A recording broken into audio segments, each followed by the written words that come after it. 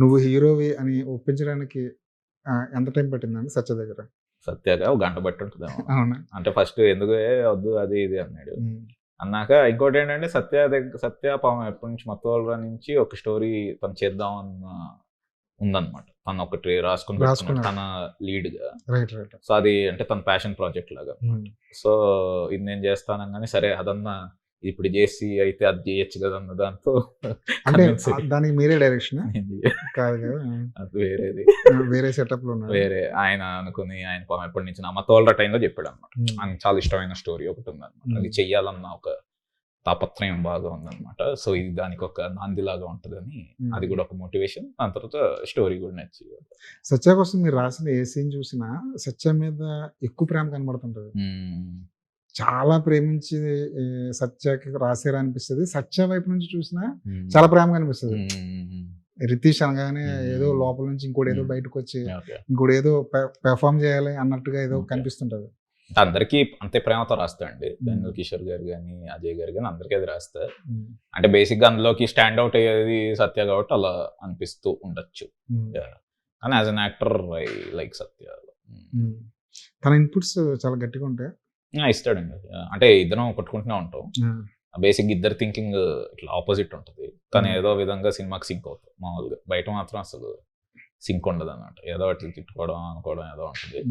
మూవీకి వచ్చేసరికి ఏంటంటే అది ఉంటుంది. కానీ ఎండ్ ఆఫ్ ది డే ఇంకా నాకు నమ్ముతాడు నాకు ఇది అని. మనోడు చెప్పే కొన్ని ఇంప్రొవైజేషన్, ఫర్ ఎగ్జాంపుల్ ఈ ట్రైలర్లో ఎండ్లో సాగర్ ఒకటి గుర్తుపెట్టుకో, తన ఇంప్రొవైజేషన్ స్క్రిప్ట్ లో లేదు. అది జస్ట్ అలా చూస్తారు వెళ్ళిపోవాలి. అది సీన్ ఆపి ఇది చెప్తా అన్నాడు.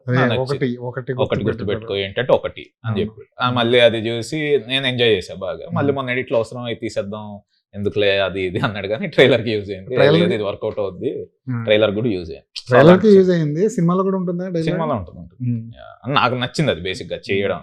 సో అది పెద్ద పెద్ద డైలాగులు ఒకే డైలాగ్ అటు ఇటు మార్చి ఒకే పదాన్ని అటు ఇటు మార్చి మీరు దాన్ని ప్రోమోల కింద కట్ చేశారు. సినిమాల్లో కూడా కనిపిస్తున్నాయి కదా. అలా ఆ డైలాగులు రాసేటప్పుడు అంటే అది ఆ ఇన్పుట్స్ ఎవరు? అది ఇప్పుడు కడక్ సింగ్ అది బేసిక్ గా అది స్క్రిప్ట్ లో ఉన్నది.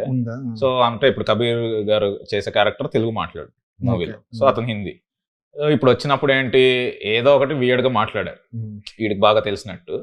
సో వీడు మామూలుగా అతను ఏదో మాట్లాడుతున్నప్పుడు తెలుగులో చెప్పు అంతా అని మళ్ళీ హిందీలోనే ఇది చెప్తాడు.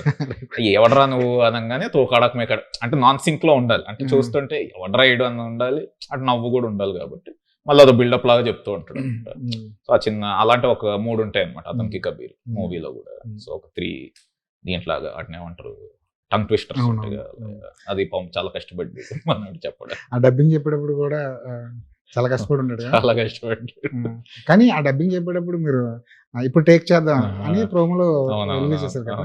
నిజానికి ఆ డైలాగ్ చెప్పడానికి ఎన్ని టేకులు తీసుకున్నాడు? బానే పట్టింది. అంటే డబ్బింగ్ కి బానే పట్టింది. అంటే హిందీ మనోడు కష్టమే కొంచెం.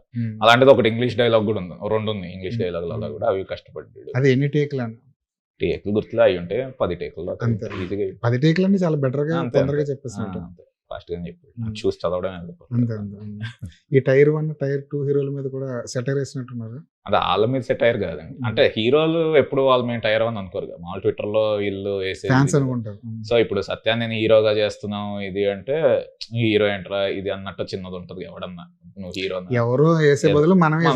సో అదన్నీ కాదు, నేను జనరల్ కంపార్ట్మెంట్ అన్నట్టు ఏదో ఒకటి కనుక్కుంటది కదా.